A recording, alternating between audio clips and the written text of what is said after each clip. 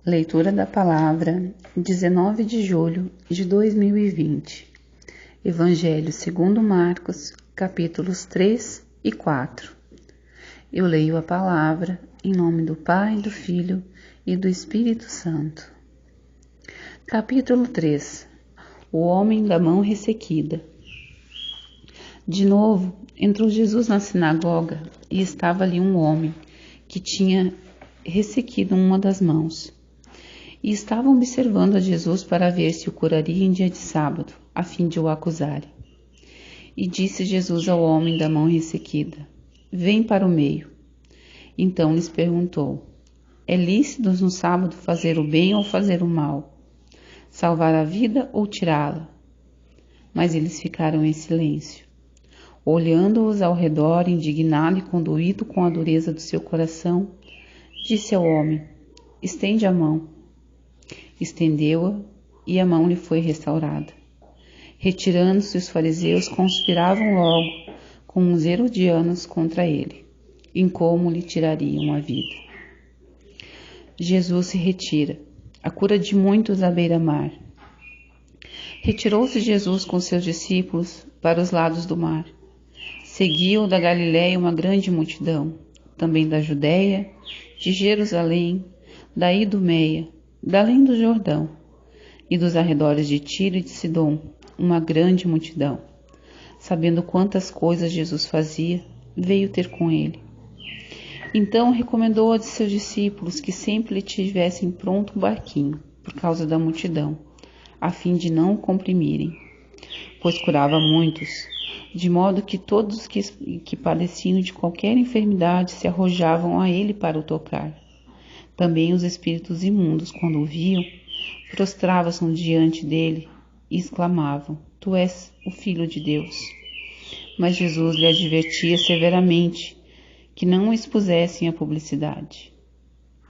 A escolha dos 12 apóstolos, os seus nomes. Depois subiu ao monte e chamou os que ele mesmo quis, e vieram para junto dele. Então designou 12 para estarem com ele e para os enviar a pregar, e a exercer a autoridade de expelir demônios.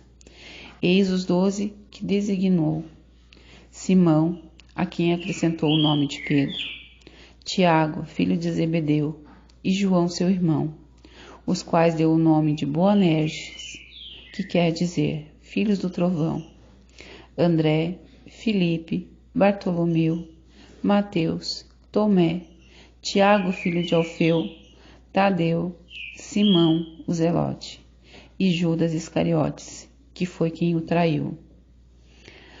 A blasfêmia dos escribas. Então ele foi para casa, não obstante, a multidão afluiu de novo, de tal modo que nem podiam comer. E quando os parentes de Jesus ouviram isso, saíram para o prender, porque diziam: Está fora de si. Os escribas que já haviam descido de Jerusalém diziam: Ele está possesso de Beelzebu, e é pelo maioral dos demônios que ele expele os demônios. Então, convocando-os, Jesus lhe disse, por meio de parábolas: Como pode Satanás expelir Satanás? Se um reino estiver dividido contra si mesmo, tal reino não pode subsistir. Se uma casa estiver dividida contra si mesma, tal casa não poderá subsistir. Se, pois, Satanás se levantou contra si mesmo e está dividido, não pode subsistir, mas perece. Ninguém pode entrar na casa do valente para roubar-lhe os bens, sem primeiro amarrá-lo, e só então lhe saqueará a casa. Em verdade vos digo, que tudo será perdoado aos filhos dos homens, os pecados e as blasfêmias que proferirem. Mas aquele que blasfemar contra o Espírito Santo não tem perdão para sempre, visto que é réu de pecado eterno. Isto porque diziam: Está possesso de um espírito imundo. A família de Jesus. Nisto, chegaram sua mãe e seus irmãos, e tendo ficado do lado de fora, mandaram chamá-lo. Muita gente estava sentada ao redor dele, e lhe disseram: Olha, tua mãe, teus irmãos e irmãs estão lá fora à tua procura.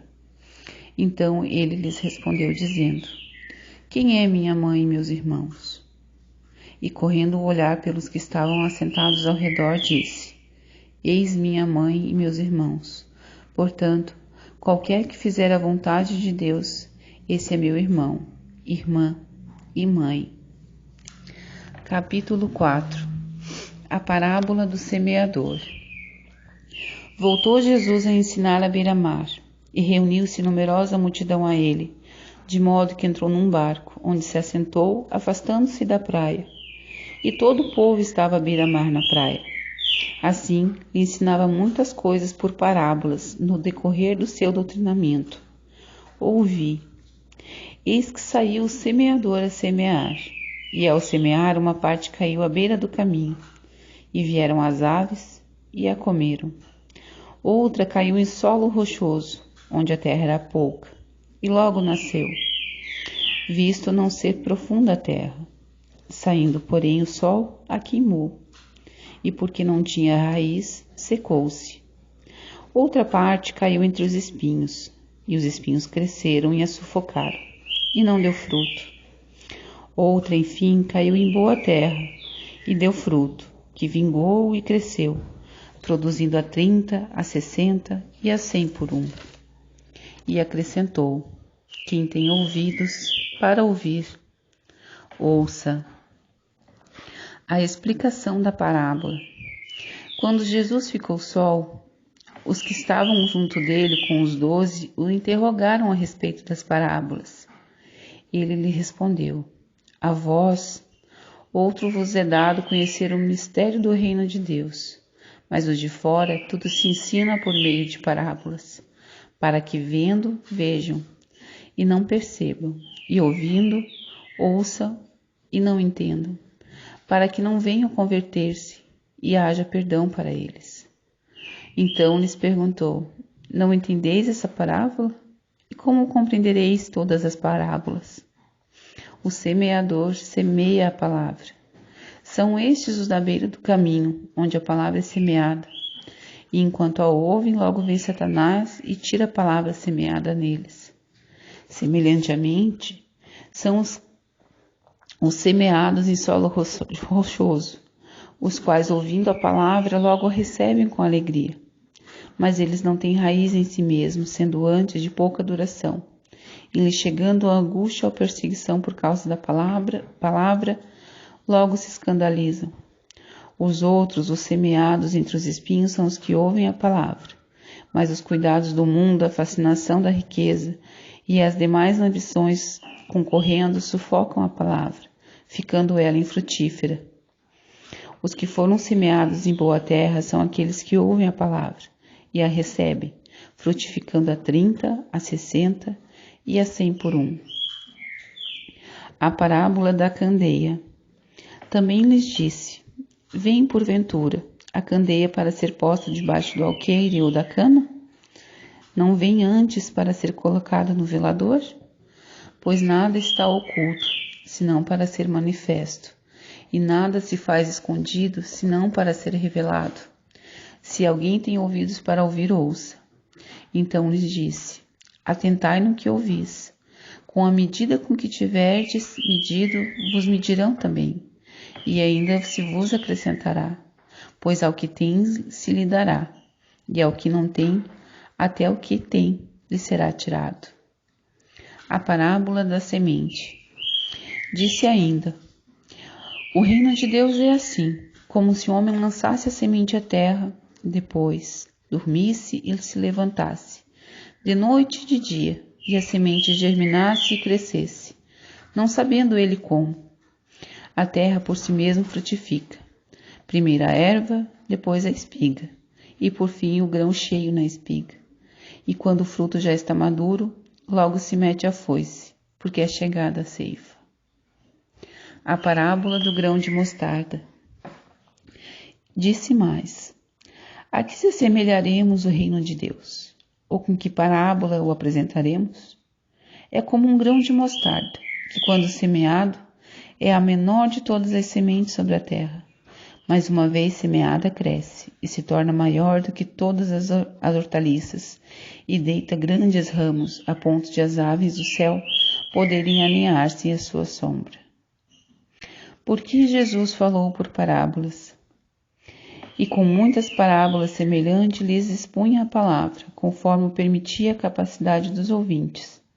E sem parábola não lhe falava. Tudo, porém, explicava em particular a seus próprios discípulos. Jesus acalma uma tempestade. Naquele dia, sendo já tarde, disse-lhe Jesus: passemos para outra margem. E eles, despedindo a multidão, o levaram assim como estava no barco, e outros barcos o seguiam. Ora, levantou-se grande temporal de vento, e as ondas se arremessavam contra o barco, de modo que o mesmo já estava a encher-se de água. E Jesus estava na popa, dormindo sobre o travesseiro. E eles o despertaram e lhe disseram: Mestre, não te importa que pereçamos? E ele, despertando, repreendeu o vento e disse ao mar: acalma-te, emudece. O vento se aquietou e fez-se grande bonança. Então lhes disse: por que sois assim tímidos? Como é que não tendes fé? E eles, possuídos de grande temor, diziam uns aos outros: quem é este que até o vento e o mar lhe obedecem? Amém? Obrigada, Senhor, por mais essa palavra no dia de hoje. Amém.